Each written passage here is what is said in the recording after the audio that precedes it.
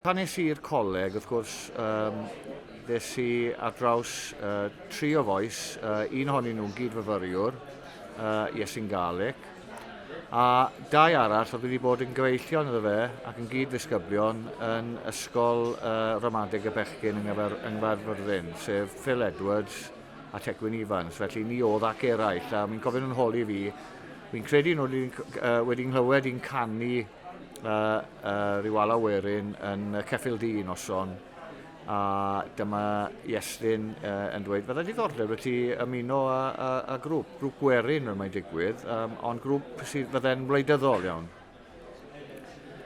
A dyma fi cytuno wneud, a gaethon ni gyfnod llwyddiannus iawn, a wrth gwrs fuon ni yn ymwneud â mudiad adfer.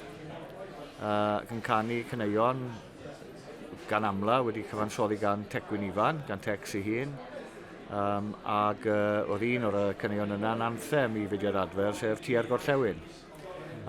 Hwna oedd y mantra bryd ni, oedd mai cadw'r iaith yn y cadanleoedd oedd yn bwysig.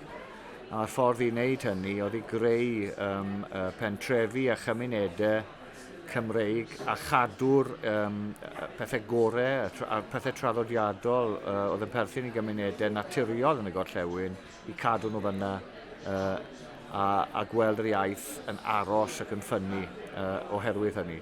A wedyn, oedd y caneuon yma, gwrs i gyd wedyn, yn cyfleu neges adfer. Yn yr un modd, a nath ni a Ben Aur wedyn, achos ddefnyddio ni'r chwedl, mwyn hyrwyddo syniad yma o dir na nog, o le diogel i draddodiadau, i iaith, i ddiwylliant.